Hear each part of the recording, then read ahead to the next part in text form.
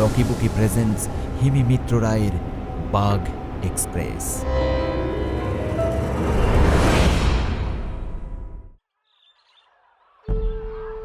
চাকরি জীবনের দ্বিতীয় পোস্টিং হল জিম করবেট ন্যাশনাল পার্কে। বরাবর জঙ্গলের প্রতি টান আমার। অন্যান্য লোভনীয় শহুরে চাকরির হাতছানি ছেড়ে কেন জঙ্গল বেছে নিয়েছিলাম তার জবাবদিহি করতে হয়েছে বহু লোককে। ব্রাইট ফিউচার, মোটা মাইনের ঝকঝকে পরিবেশও আমাকে আমার জায়গা থেকে নড়াতে পারল না। মা বাবা কখনো চাননি আমি এত দূরে চলে আসি, তাও আবার এই বিরাট ফরেস্টে। আসলে ওরা জানে না এতে কতটা আনন্দ আছে যেটা অন্য কোথাও নেই। চললাম ডিস্ট্রিক্ট ফরেস্ট অফিসার হিসেবে পরের চাকরিতে জয়েন করতে। আগে ছিলাম দেরাদুনের রাজাজি টাইগার রিজার্ভে। নতুন স্বপ্ন পূরণ হবে এখানে, সেটা ভাবতেই শিউরে উঠছি। পৃথিবী বিখ্যাত শিকারীর নামাঙ্কিত ফরেস্টে দ্বিতীয় পোস্টিং পাওয়া গর্বের ব্যাপার তো বটেই। এ এক অন্যরকম অনুভূতি। যারা জঙ্গল ভালোবাসে তারাই এই জিনিস অনুভব করতে পারবে। এই মুহূর্তে ভারতে প্রায় 2970টি বাঘ রয়েছে। চোরা শিকারীদের কবলে পড়ে যেন এই সংখ্যাটা আর কমে না যায় তা দেখার ভার অনেকের মতো আমারও। বাঘ এক্সপ্রেসের প্রতি আমার একটা টান অনেক আগে থেকেই ছিল। নামের মধ্যেই একটা অদ্ভুত শিহরণ রয়েছে। খুব ইচ্ছে ছিল কোনোদিন বাঘ এক্সপ্রেসে উঠব, সেটা সম্ভব হলো আজকে। রওনা দিয়েছি বিকেল 5টায়। রামনগর ঢুকতে ঢুকতে রাত হয়ে যাবে। অফিসের গাড়ি থাকবে স্টেশনে। সেখান থেকে জিম করবেট বেশিক্ষণ নয়, শুধু রাতে পৌঁছানোটাই একটু চাপ। যদিও আমার চাকরিতে ভয় পেলে হয় না, জঙ্গলে জঙ্গলেই আমার কাজ। আর পশুদের থেকে মানুষকেই ভয় পাই বেশি। পশুরা তো অবলা জীব। ট্রেনে খুব বেশি লোক নেই, অফ সিজন তাই। হাতে গোনা কয়েকজন, নয়তো তিল ধারণের জায়গা হতো না এই ট্রেনে। এখন ট্যুরিস্ট নেই বলতে গেলে। ভালোই যাচ্ছে ট্রেনটা। বিকেলের পথে সূর্যটা পাড়ি দিয়ে দূরে জঙ্গলের পেছনে ঝুপ করে লুকিয়ে পড়ল দেখলাম। ঘন জঙ্গলের পথ দিয়ে ট্রেনটা যাবে এবার। কোনো স্টেশন নেই, অনেকটা রাস্তা, শুধুই জঙ্গলে পথ। ট্রেনটা একটা নির্দিষ্ট স্পিডের ওপর উঠবে না এখন, পাছে রেল লাইনে কোনো জন্তু জানোয়ার এসে পড়ে। একটু আগেও কিছু কিছু দেখা যাচ্ছিল জানলার বাইরে। এখন একদম ঘুটঘুটে অন্ধকার, আলোর বিন্দুও দেখা যাচ্ছে না কোনো। অবশ্য জঙ্গলে আলো আসবেই বা কোত্থেকে, আমিও পারি। সহযাত্রী দুজন ছিল, যাদের একজন একটু আগে নেমে গেল, আর একজন একটা চাদর মুড়ি দিয়ে জুবুথুবু হয়ে সিটটা সম্পূর্ণ নিজের মনে করে ঘুম দিচ্ছে। মুখও দেখা যাচ্ছে না। মেঘলা ছিল তাই গরম নেই, বেশ শিরশিরে একটা আবহাওয়া। পাশের কূপে কেউ নেই। আমার সিট একদম দরজা দিয়ে উঠেই তারপর চুপচাপ অন্ধকার জানলার দিকে তাকিয়ে এক দৃষ্টে দুচোখ মেলেছিলাম। তেমন কিছু ভাবছিলাম না। অন্ধকার গাঢ় থেকে মিশকালো হচ্ছিল, অর্থাৎ গন্তব্যে পৌঁছতে খুব দেরি নেই। ট্রেনের দুলুনিতে একটু ঘুম ঘুম চলে এসেছিল। হঠাৎ মনে হলো জানলায় দুটো জ্বলন্ত চোখ ঝলসে উঠেই নিভে গেল, একদম আমার পাশের জানলায়। আঁতকে উঠলাম আমি। গলা দিয়ে আওয়াজ বেরোতে গিয়ে বেরোলো না, ঢোক গিলে নিলাম। এটা কি দেখলাম আমি? যা দেখলাম সেটা কি আমার মনের ভুল ছিল? আমি কি ঘুমের ঘোরে এমন দেখলাম? মানুষের চোখ তো এমন হয় না। এটা তো ধুর, আমিও পারি। ঘুমের ঢলুনিতে এমন স্বপ্ন দেখার অভিজ্ঞতা আমার আগেও আছে। মানুষ আসলে ডিপ ঘুমে স্বপ্ন দেখে না, হালকা ঘুমে দেখে।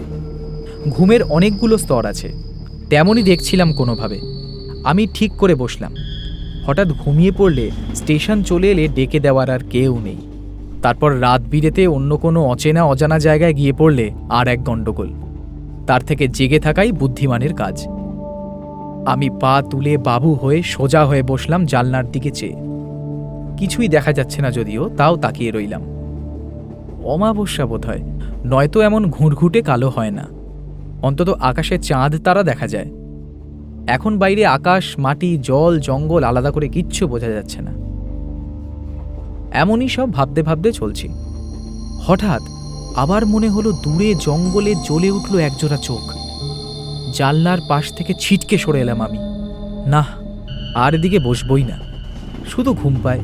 আমি সরে ওই ঘুমন্ত লোকটার দিকে চেয়ে রইলাম। লোকটা মনে হয় বুঝতে পারলো যে আমি ভয় পেয়েছি। ও এই দিকে ঘুরল, চোখ বন্ধ করেই।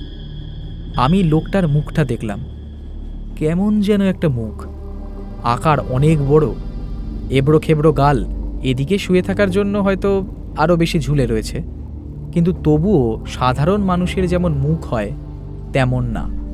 অর্থাৎ গোল, ডিম্বাকৃতি, লম্বা, চারকোনা, এদের কোনোটাই নয়, থ্যাবড়ানো। নাকটা অত্যাধিক ছড়ানো, কপালটা অনেক বড়, চওড়া। লোকটার মুখে অজস্র দাগ। কেমন যেন লাগলো তাকে দেখে। অদ্ভুত দর্শন লোকটার দুই ভুরুর মাঝখানে একটা কিসের ক্ষত যেন, বেশ ডিপ। আমার একদম ভালো লাগছে না লোকটার মুখটা। আমি অন্যদিকে মুখ সরিয়ে রাখলাম। হঠাৎ কেউ বলল, डर लगा ना? আমি চমকে গিয়ে তাকালাম। লোকটা দেখি চোখ বন্ধ করেই কথা বলছে। আবার সে হাসি শুরু করলো, বিচ্ছিরি হাসি, মোটেও ভালো লাগছে না। কতক্ষণে পৌঁছবো সেটা ভাবতে শুরু করলাম। ঘড়িতে দেখলাম রাত 10:20। जिसका जो समय है वही समय पे पहुंचेगा, उससे पहले नहीं। আবার হাসি। কি বিরক্তিকর রে বাবা! ঘুমাচ্ছিলি, ভালো ছিলি, জাগতে গেলি কেন? আমি মনে মনে বললাম। লোকটা চোখ বন্ধ করেই কথা বলে যাচ্ছে। আবার বলল সে, बहुत खतरनाक जगह है बाबू, बहुत। देखा मेरा क्या हाल किया उसने? আমি বললাম, কিসনে? भाग ने। আমি অবাক হলাম, আবার নিজেকে সামলে নিলাম। এরকম আমি আগেও দেখেছি বাঘ হামলায় আহত মানুষকে, কিন্তু এর ক্ষত অন্যরকম। গভীর ক্ষত নয়, দাগ। অবশ্য অনেক দিন আগে হয়তো আক্রমণ হয়েছিল, তারপর মিলিয়ে যাওয়ার পর দাগ বসে আছে। আমি চুপ রইলাম, কথা না বাড়িয়ে। এরা সুযোগ পেলেই কথা শুরু করবে, আর থামবে না। আধ ঘন্টা বা তার কিছুক্ষণ পর হঠাৎ চলতে চলতে ঝুপ করে কামরার লাইটটা নিভে গিয়ে ট্রেনটা দাঁড়িয়ে গেল। চমকে গেলাম আমি। এ কি অবস্থা! এরকম জঙ্গলের রাস্তায় ট্রেনের লাইট নিভে গিয়ে দাঁড়িয়ে পড়ল কিভাবে? ঘুটঘুটে অন্ধকার বললেও কম। কিচ্ছু দেখা যাওয়া তো দূরের ব্যাপার, নিঃশ্বাস বন্ধ হয়ে যাচ্ছে এমন অবস্থা। আমি মুখ দিয়ে একটা বিরক্তিসূচক আওয়াজ বের করে রেল কর্তৃপক্ষকে দুষলাম। আর কী বা করার আছে? অদ্ভুতভাবে আর কোনো প্যাসেঞ্জারের কথাবার্তাও শোনা যাচ্ছে না। কেউ নেই নাকি এত বড় ট্রেনটাতে? তারপর মনে হলো এটা কোনো স্টেশন নয় তো, কিন্তু ছোট স্টেশনে তো আলো থাকবে অল্প হলেও, অন্তত স্টেশনের নাম লেখা বোর্ডটা তো জ্বলবে। ধুর, রাত বিরেতে এইসব ভালো লাগে? এত উৎফুল্ল মন নিয়ে যাত্রা শুরু করেছিলাম, তা না, এই উটকো একটা টেনশন। নিচে নেমে যে খোঁজ করব সে উপায়ও নেই। আমি পকেট থেকে মোবাইল বের করে আলো জ্বালালাম। ভাবলাম অগতির গতি উল্টো দিকের এই লোকটাকেই জিজ্ঞাসা করা যাক, স্থানীয় লোক, এদিকে সব চিনবে। মোবাইলের আলো ফেলতে দেখি সিট ফাঁকা, কোথাও কেউ নেই। জানি না কেন বুকটা ছ্যাঁত করে উঠল। এক্ষুনি তো ছিল লোকটা, অন্ধকারে কোথায় গেল? চুপচাপ কোনো শব্দ না করে লোকটা গায়েব হয়ে গেলই বা কিভাবে? আমি আওয়াজ দেওয়া শুরু করলাম, কই হ্যায়, কই হ্যায় ইধর। চারিদিক নিশ্চুপ, একটা শব্দ নেই। কি ফাঁসা ফাঁসলাম সেটা ভাবছি। কোনো একটা জায়গায় এসে এভাবে দাঁড় করানোর কি যুক্তি, তা বোঝার ক্ষমতা আমার নেই এখন। কারো যে একটা সাহায্য চাইব তারও উপায় নেই এখন। মোবাইল বের করে ভাবলাম নতুন অফিসের ঠিকানায় দেওয়া ফোন নাম্বারে ফোন করে জানাই। নাম্বারটা খুঁজে ডায়াল করার সঙ্গে সঙ্গে কেটে যাচ্ছে, নেটওয়ার্কই নেই। আমিও নিজের ওপর রাগ করলাম। ডিএফও হয়ে এইটুকু ভুলে গিয়েছি যে জঙ্গলে মোবাইলের নেটওয়ার্ক পাওয়া যায় না। মাথা কাজ করছে না বোধহয়। চুপচাপ একইভাবে বসে রইলাম কিছুক্ষণ। ভাবলাম অধৈর্য হব না, তার চেয়ে অপেক্ষা করি এখানেই। 10, 15, 20 করতে করতে প্রায় 30 মিনিট হয়ে গেল। ট্রেন এক রকমভাবে দাঁড়িয়ে। এবার রাগ হতে থাকলো। রেল কর্তৃপক্ষের গোষ্ঠীর তুষ্টি করা শুরু করলাম মনে মনে। ঠিক করে নিলাম পৌঁছেই কমপ্লেন করে একটা বিরাট মেল করব। আমি মোবাইলের চার্জ কমতে থাকা সত্ত্বেও আলো জ্বালিয়ে হাঁটা শুরু করলাম পাশের কূপে। যদিও জানি যে এখানে কেউ নেই, এগিয়ে যেতে থাকলাম ইঞ্জিনের দিকে। সন্দেহ হলো কেমন একটা, ডাকাতের ব্যাপার নয় তো? আমার উল্টো দিকে শুয়ে থাকা লোকটা আবার ডাকাতদের ইনফর্মার নয় তো? পকেটের পার্সটা এমনিতেই হাতড়ে দেখলাম। জানি ডাকাতের সামনে পড়লে ওই পার্সের মায়া ত্যাগ করতে হবে। প্রাণে বাঁচব কিনা তার ঠিক নেই, আর পার্স কই হ্যায়। নিস্তব্ধতার যে একটা শব্দ আছে তা এখন জানলাম। ঝুঁকি নিয়েই হাঁটতে হাঁটতে চলেছে এগিয়ে। অদ্ভুতভাবে কাউকে চোখে পড়ছে না। এমনি ট্রেনটা ফাঁকা ফাঁকা আসছিল, এখন একদমই জনহীন মনে হচ্ছে। অথবা থাকলেও হয়তো ঘুমিয়ে আছে, অন্ধকারে বোঝা যাচ্ছে না। হঠাৎ মনে হলো আমার পিঠের ব্যাগটা আমার সিটেই রেখে এসেছি। এদিকে আমি তো অনেকটা এগিয়ে চলে এলাম, এটা কি ঠিক হলো? আবার পেছনে ফিরে চললাম ব্যাগটা নিতে। একটা পিঠের ব্যাগই অবশ্য, তাতে কি, বাকি মালগুলো ট্রাকে রওনা করানো হয়েছে, সময় মতো পেয়ে যাব। ট্রেনটা একরকমভাবে দাঁড়িয়ে। আমার মাথায় সত্যি কিছু আসছে না, কি করব। অন্তত একজন মানুষকে দেখলে না হয় আলোচনা করা যেত কিছু, তাও উপায় নেই। মহা বিপদে পড়া গেল দেখছি।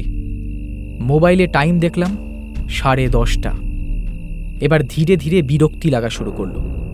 একভাবে অন্ধকারে এভাবে বসে থাকা যায়? বাকি যাত্রীরা কিছু বলছে না কেন সেটা ভেবে আমি অবাক হলাম। না, এবার নামতেই হবে, আর কোনো উপায় নেই। আমি আবার ব্যাগটা নিয়ে এগোতে শুরু করলাম। অনেকটা এগিয়ে দেখলাম কাউকে দেখা যাচ্ছে না, আওয়াজেও কেউ সাড়া দিচ্ছে না। নিজের মনে সাহস সঞ্চয় করে এগিয়ে চললাম। এবার নেমেই ব্যাপারটা দেখতে হবে। আমি অন্ধকারে হাতড়ে হাতড়ে চলছি। মোবাইলের চার্জ একদমই চলে যেতে বসেছে। যেটুকু অবশিষ্ট আছে ওই মৃদু আলোয় ধরে ধরে দরজার খোঁজ পেলাম। দরজাটা খোলাই ছিল, বোঝা যাচ্ছে না যে নিচে প্ল্যাটফর্ম আছে কিনা। হঠাৎ করে নামতে গিয়ে যদি পড়ে যাই, তবে এসব ভাবলে এখন হবে না। মোবাইলের ওই মৃদু আলোয় নিচে ঝুঁকে দেখার চেষ্টা করলাম। দেখলাম পাথর পাথর দেখা যাচ্ছে, তার মানে খুব বেশি নিচে নেই। আমি ব্যাগটা পিঠে ধরে এক লাফ দিয়ে নিচে নামলাম। মনে হয় অমাবস্যায়, নয়তো এত অন্ধকার হতো না। অন্তত অন্ধকারের একটা হালকা আলোর আভাস থাকত। একটা জঙ্গুলে গন্ধ আমার নাকে এসে লাগলো, যেটা আমার খুব চেনা। জানি না কতটা ঠিক হচ্ছে এইভাবে জঙ্গলের মাঝখানে নেমে পড়া, কিন্তু এভাবে বসে থাকলেও তো চলবে না। আমি সামনের দিকে এগোতে থাকলাম। ট্রেনটাকেও ভালো করে দেখা যাচ্ছে না। মিশ কালো অন্ধকার ফুঁড়ে যেতে যেতে মোবাইলটার দিকে তাকালাম। এই হালকা অল্প আলোই আমার দুঃসময়ের সঙ্গী। নিভে গেলে আমার আর কিছু করার থাকবে না। আমি যতটা পারি দ্রুত পথ চলতে লাগলাম, কিন্তু ট্রেনটা শেষই হচ্ছে না। ট্রেনের যাত্রীরা কি আমার মতো আতঙ্কিত হচ্ছে না? তারা এত শান্তিতে ঘুমোচ্ছে কিভাবে?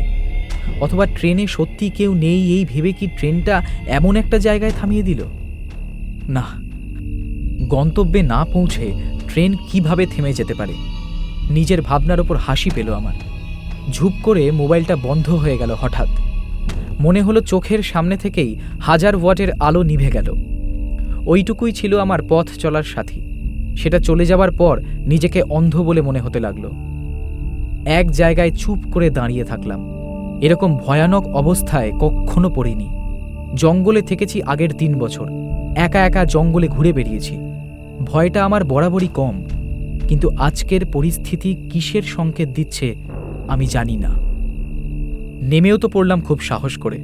কোনো বন্য জন্তু আক্রমণ করলে কি হবে সেটাও তো জানি না।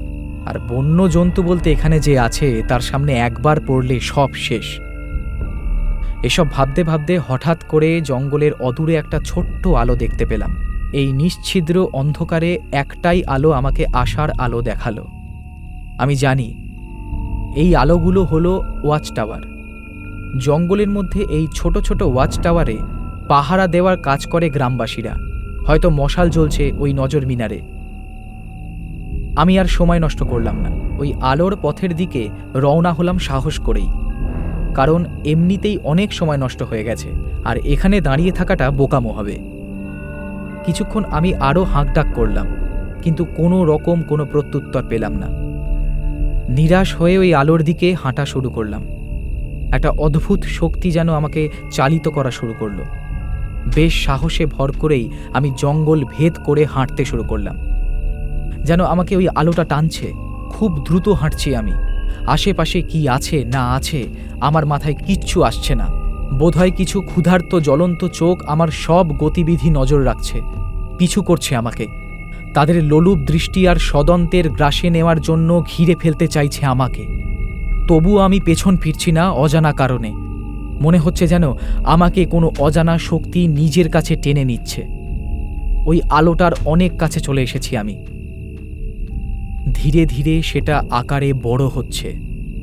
ওটা যে মশালের আলো সে বিষয়ে কোনো সন্দেহের অবকাশ নেই। আমি আরও তাড়াতাড়ি পা চালাতে শুরু করলাম। আমার কানে কোনো শব্দই এখন ঢুকছে না আর। অবশেষে পৌঁছে গেলাম সামনে। একটা ওয়াচ টাওয়ারই আগুনের লাল আলোয় হালকা দেখা যাচ্ছে। আমি আর না দাঁড়িয়ে কাঠের ঘোরানো সিঁড়ি বেয়ে উঠে পড়লাম একদম ওপরে। না, কোনো পাহারাদার নেই। দীর্ঘশ্বাস বেরিয়ে এলো আমার মুখ দিয়ে। তবে কি এতটা পথ বৃথাই এলাম? কিন্তু আগুন যখন জ্বলছে তখন নিশ্চয়ই কোনো মানুষ আছে। একটু অপেক্ষা করা যাক। কাঠের টুকরো জোড়া দিয়ে বানানো বসার জায়গাটার মধ্যে বসে পড়লাম।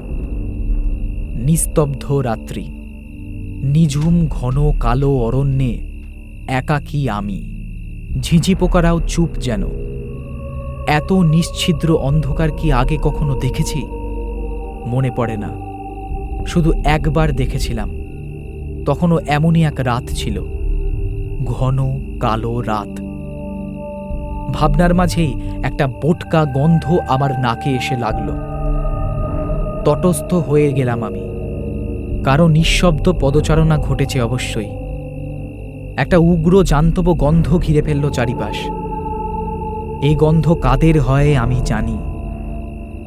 তবে কি সে বা তারা আমার পিছু নিয়ে এসেছে এতটা পথ? ওয়াচ টাওয়ারের মাথায় আমি বসেছিলাম। উঠে দাঁড়ালাম কিছু একটা ভেবে। সে কি? নিচে এই একজোড়া চোখ যে কখন এসে দাঁড়িয়েছে। আমি চোখ দুটো যেন উপরেই তাকিয়ে। কি খুঁজছে সে? আমাকে? হৃৎপিণ্ডের গতি অস্বাভাবিক দ্রুত হয়ে গিয়েছে, আর সেটা আমার কানে এসে লাগছে। পাগুলো অবশ হয়ে পড়েছে কেমন যেন, আর চারিপাশে একটা গুমোট ভাব। উগ্র গন্ধটা আরও যেন তীব্র হচ্ছে। মিশকালো অন্ধকার ভেদ করে হঠাৎই যেন মনে হলো আকাশে হলকা আলোর রেশ। আবছা আলোয় ওপর থেকে নিচে তাকিয়ে স্থির হয়ে গেল আমার দু চোখ। অন্ধকার ভেদ করে এগিয়ে আসছে সে। স্পষ্ট দেখা যাচ্ছে তার দৃষ্টি আমার দিকেই। এটা নিশ্চিত সে আমাকে দেখে ফেলেছে। কিন্তু আমি যা দেখছি তা কি ঠিক দেখছি? বৃষ্টি ভেজা পাতার ওপর দিয়ে আমার দিকে এগিয়ে আসছে যে সে অবিকল হুমায়ুনের মতো দেখতে। না, এ কি করে সম্ভব? হুমায়ুনকে তো আমার চোখের সামনে মেরে ফেলল চোরা শিকারী দলের হোতা ছোটেলাল। আমার সঙ্গে যোগ সাজসে অনেক টাকা দিয়েছিল আমাকে এই হুমায়ুনের মাথার জন্যে। আমার চোখের সামনেই তো হুমায়ুনের দুই ভুরুর মাঝখানে গুলি করে মেরে ফেলল। আর তারপর হুমায়ুনের বডিটা থেকে চামড়া টেনে ছিঁড়ে নিয়েছিল। কিন্তু উপরে দাঁড়িয়ে আমি দরদর করে ঘামছি এখন। আমার চোখের সামনে যে দাঁড়িয়ে আছে সে তো একদম হুমায়ুনের মতোই দেখতে। ওর গলার কাছে একটা সাদা দাগ ছিল, যেটা মনে হতো একটা অর্ধবৃত্তাকার চাঁদের মতো। স্পষ্ট দেখা যাচ্ছে সেই অর্ধচন্দ্রাকৃতি সাদা দাগ। কিন্তু হুমায়ুনের দুই ভ্রুর মাঝখানে ওই গর্তটা তো ছিল না। গুলি করার পর এমন গর্ত তৈরি হয়েছিল ওর কপালে। বুকের ভিতর দিয়ে একটা ঠান্ডা স্রোত কিলবিল করতে করতে চলে গেল। কান গরম হয়ে গেল আমার। পাগুলো ঠিকঠাক দাঁড়িয়ে থাকতে পারছে না, থরথর করে কাঁপছে। হঠাৎ বিশাল এক গর্জনে চারিদিক কেঁপে উঠল। আমি আগেও শুনেছি এই হুঙ্কার, বহুবার শুনেছি আমার পূর্ব কর্মস্থল রাজাজি টাইগার রিজার্ভে, যেখানে হুমায়ুনকে ধরিয়ে দেওয়ার জন্য এত এত টাকা খেয়েছিলাম আমি। বাঘ রক্ষা করার বদলে উল্টোটা করেছিলাম।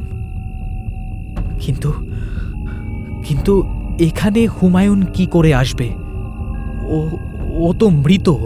আমার চোখের সামনে ওকে মেরে ফেললো ওই লোকগুলো। ঝটপট করতে করতে শেষ হয়ে গেল। কানে বাজছিল ওর শেষ আকুতি। আবার তীব্র হুঙ্কার। আমার পা দুটো কাঁপছে। দুটো জ্বলন্ত হিংস্র চোখ দেখে মনে হচ্ছে এখনই ঝাঁপ দিয়ে পড়বে আমার উপর। ভাবতে ভাবতেই নিমেষের মধ্যে দেখলাম নিচে দাঁড়িয়ে থাকা বিশাল দেহ শূন্যে ছুঁড়ে আমার দিকে ঝাঁপিয়ে পড়তে আসছে ওই দৈত্যকার বাঘ। আমি জ্ঞান হারালাম। আর কিচ্ছু মনে নেই। बाबू, ओ बाबू, उठिए। আস্তে আস্তে চোখ খুললাম আমি। দেখলাম সকালবেলা। সূর্যের আলো আমার চোখে এসে আবার চোখ দুটোকে বন্ধ করে দিল। बाबू, क्या हुआ था? आंखें खोलिए। ধীরে ধীরে চোখ খুললাম। দেখি ট্রেনের সেই অদ্ভুত দর্শন লোকটা। আমি চমকে গেলাম। চারিপাশে তাকিয়ে দেখছি যে আমি ওই ওয়াচ টাওয়ারের উপরেই শুয়ে আছি। লোকটা আমাকে জল দিয়ে মুখের ওপর ভিজিয়েছিল মনে হলো। মুখটা একদম আমার চোখের সামনে নিয়ে এলো অদ্ভুত দর্শন লোকটা। আঁতকে উঠলাম আবার। মেরা ট্রেন ট্রেন কাহা হ্যাঁ? উঠে বসলাম ধরাম করে। ट्रेन? कौन सा ट्रेन? यहाँ पर कोई ट्रेन नहीं आता बाबू। ये तो बहुत घना जंगल है। মতলব বাঘ এক্সপ্রেস তো কাল এখান দিয়েই যাচ্ছিল। হঠাৎ থেমে যাওয়ায় আমি নেমে পড়লাম। বাজে স্বরে একটা হাসি শুরু করলো লোকটা, যেন আমাকে পাত্তাই দিল না। আমার একটুও ভালো লাগলো না। ও যা বলল তার বাংলা করলে দাঁড়ায়, বাঘ এক্সপ্রেস কেন?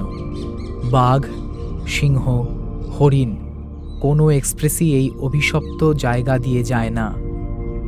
আর এত ঘন জঙ্গলে কোনো ট্রেন লাইনই নেই। সুতরাং আমি নাকি স্বপ্ন দেখেছি ওয়াচ টাওয়ারে বসে বসে।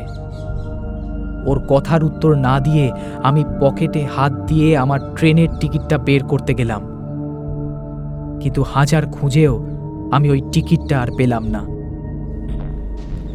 বাবু, আপনারা মানবেন না, আমি তাও বলছি, যারা কোনো খারাপ কাজ করে তারা এখানে কিভাবে যেন চলেই আসে। মনে হয় সেই ভুল শোধরাবার জন্যে। अगर कोई गलती हो गया तो फिर वही गलती दोबारा मत कीजिए। समझ लीजिए ये इस जगह का चेतावनी है। মুখের সামনে এসে গোল গোল চোখ পাকিয়ে আবার বলল কথাটা। समझ आया ना बाबू? दोबारा वो गलती मत कीजिए। আমার হাত পা কাঁপছে। একটা গোটা ট্রেন আর তার টিকিট এইভাবে অদৃশ্য হয়ে গেল, কিভাবে সম্ভব? লোকটা আবার বলল, এখন চলে যান, এখানে খুব তাড়াতাড়ি অন্ধকার হয়ে যায়। পিছনে তাকাবেন না, সামনে যেতে থাকুন। কেউ যদি পেছন থেকে ডাকে তাও তাকাবেন না বাবু। কিছুদিন আগে এখানে কয়েকজন খারাপ লোক একটা বাঘকে খুন করে ফেলেছিল। সবাই বলে ওই বাঘের আত্মা এখনো এখানে ঘোরে। असल में जंगल को खूब प्यार करतो तो তাই। তারপরে আর কিছু ভাবিনি। সেই যে সোজা হাঁটা দিলাম, কোনো দিকে না তাকিয়ে আর পেছনে ঘোরার সাহস করিনি। শুধু মনে হচ্ছিল কেউ যেন পিছে পিছে আসছে। শ্বাস বন্ধ করে কতটা পথ চলে এসেছি নিজেও জানি না। অনেক পর একসময় হাইওয়ে পেলাম। প্রাণে জল এলো একটা ট্রাক দেখে। কোনো রকমের ট্রাকটাকে হাত দেখিয়ে উঠে বসলাম। শুনলাম আমি নাকি একদম অন্য রাস্তায় চলে এসেছি। এটা দেরাদুন ডিস্ট্রিক্টের Rajaji tiger reserve area. Jim Corbett এখান থেকে আরও 114 কিলোমিটার। আমার মুখ দিয়ে একটা আওয়াজও বেরোলো না এটা শোনার পর। ট্রাকটা ওই দিকেই যাচ্ছে, ভাগ্য ভালো। চুপচাপ বসে থাকতে থাকতে চোখ লেগে গেছিল। এতক্ষণ কি হয়েছে বা হচ্ছিল তা ভাবতে চাইছিলাম না। নিজের পরিচিত জায়গায় রাস্তা ভুল করে আমি একা একা কীভাবেই বা চলে এলাম, এ সব কিছু আমার স্বপ্নের মতো লাগছে। একটা ঘোর লেগে এলো। যখন ঝাঁকিয়ে ঘোরটা কেটে গেল ততক্ষণে অন্ধকার ঘনিয়ে এসেছে। জানালার বাইরে তাকাতেই হঠাৎ মনে হলো মৃত্যু যন্ত্রণায় কাতর হুমায়ুনের ব্যথাতুর দুটো চোখ একদম আমার সামনেই দপ করে জ্বলে উঠে নিভে গেল। চোখ বুজে ফেললাম আমি। একটা কষ্ট দলা পাকিয়ে গলার কাছে আটকে রইল বহুক্ষণ। আর কানের মধ্যে একটা কথাই বারবার বাজতে থাকলো, दोबारा वही गलती मत करना।